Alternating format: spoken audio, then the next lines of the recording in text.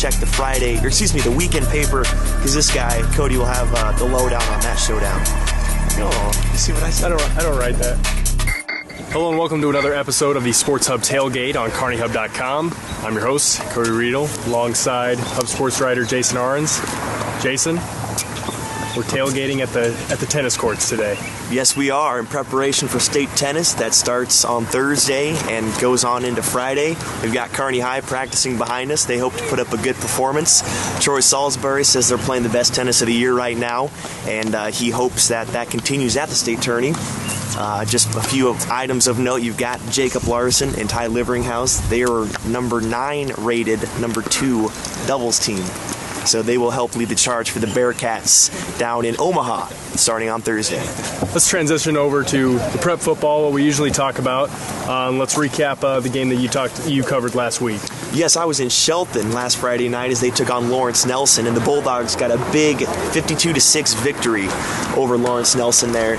It's pretty hard to stop that Shelton offense. You've got Luke Glenn rushing for 115 yards there all in the first half.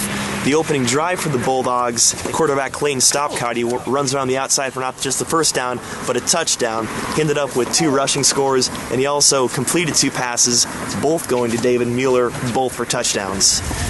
So things looking good for Shelton. Alrighty. And in a top 10 battle in C1 last week between Kearney Catholic and Cozad. Yeah, I think there were a lot of eyebrows raised after that one. A 31-7 victory for the Stars. And remember how I talked about them passing against Central City a couple weeks back? Yeah, I think I recall that. Yeah, not the case this week. Kearney Catholic ran all over Cozad. 334 yards of total rushing in the ball game. Coach Ron Bubach of Cozad was very impressed with the front line that Kearney Catholic has. And also their star running back, Jacob Paulson, was held to 60-some rushing yards in the ball game on 20-some carries. So the reigning Class B sprinter held in check that game. That's right. Speed won't do you much good when you've got arms wrapping you up every which way. So, any other games we should mention today? Yeah, there were a couple close ball games that came down to the wire. You had Axtell picking up a 42-36 win over Wilcox Hildreth. The Falcons scored 12 points in the fourth quarter, but it was a little too late for Wilcox Hildreth. And also you have Holdridge holding on to a 17-14 victory over Lexington. Danny Ibarra had a scoop and score defensively for the Minutemen to pull them within 3 in the third quarter, but the Holdridge defense held.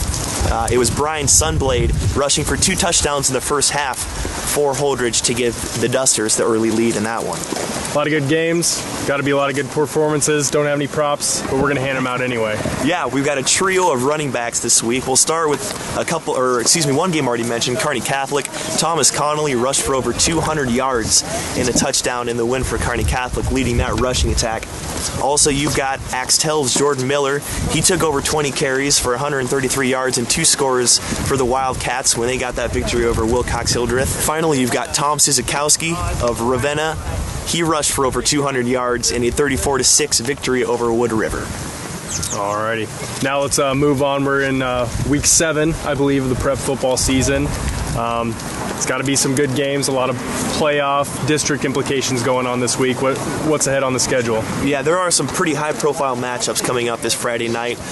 For starters, we'll stick with Shelton. They're taking on Kennesaw. Now, a couple of premier Class D2 schools here that are looking to make late runs into the postseason. Coach Mike Lowe talked about this being the poster board game for Shelton at the beginning of the year. I'm sure it was the same for Kennesaw. Kennesaw is led by the Schnitzler brothers. God bless you. Oh, thank you. Tyler and Preston. They get the ground game going for the Blue Devils. But, of course, Shelton has a duo of their own with Stopcott and Glenn. So it's going to be a very interesting matchup. I'm covering that ball game. I'm excited to cover it. Should be a good one.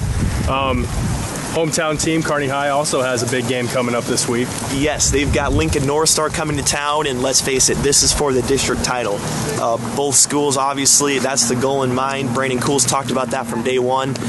They've got a talented running back, Mr. Rose, who has rushed, he's basically at the top of Class A in every statistical category. Mm-hmm. So he'll be looking to get the ball. Kearney will have to slow him down. But I won't go any further into the game. You'll have to check Cody Riedel's write-up as he covers, he does the write-up for Kearney High and Kearney Catholic game previews in the Thursday paper. So check that out. And any other games we should keep our eye out for this week? Yeah, a couple interesting ball games. You've got Loop City traveling to Overton. I just feel this is just an intriguing matchup that you've got going on. A couple of talented ball clubs going at it. And also, you've got a big test for Broken Bow. They're traveling north to take on O'Neill, talented quarterback in Michael Headland, to lead the way for the Eagles. They are undefeated this year, so it'll be real interesting to see how Broken Bow is able to not only stay in this game, I mean a winnable game, but definitely a big measuring stick for a team that's had some big wins and some tough losses this year. Speaking of tough losses, moving out of the prep football, UNK Lopers, still winless. Tough loss against Truman. Close one, defensive battle, but it was a defensive battle. Ricky Trinidad rushed for over 100 yards for the Lopers. That was a bright spot for them. But yeah, Sean Flanagan got his first start at quarterback, true freshman. I believe he got sacked 6 times in the ball game. Yeah, tough to get things going. But now they've got Lincoln University this Saturday, a couple of non-win teams going at it, 0 wins. So this will be a good chance for the Lopers to get one. Hopefully they can get that elusive first victory. And also you've got the UNK soccer team that recently lost a close ball game to nationally ranked Central Oklahoma.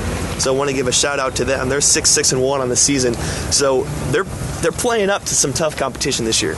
The Bronchos, Central Oklahoma. What's a Broncho? What a name. I sounds have like no idea. Sounds like a name for a burrito. Like a Bronco eating a nacho or there something? You go.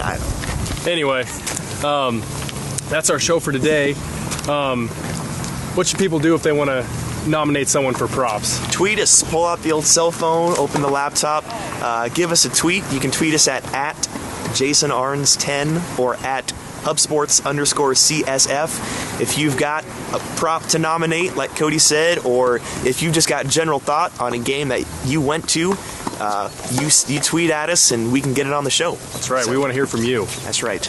Make sure you check the sports in your Kearney Hub print edition. Also check KearneyHub.com for breaking news. And always check KearneyHub.com/sportshub for fun videos, talk of the Huskers, all sorts of crazy fun sports stuff. So thanks for stopping by, and we'll see you next week. Kennesaw is led by the Schnitzler brothers. God bless you. No, thank you. Tyler and... I couldn't keep it. I'm sorry. I just had to do it. Golf USA is your one-stop golf shop in Kearney and Grand Island, specializing in golf supplies, full repair services, and custom club fittings to meet the needs of golfers young and old. Golf USA, your internationally known, locally owned golf store in Kearney and Grand Island.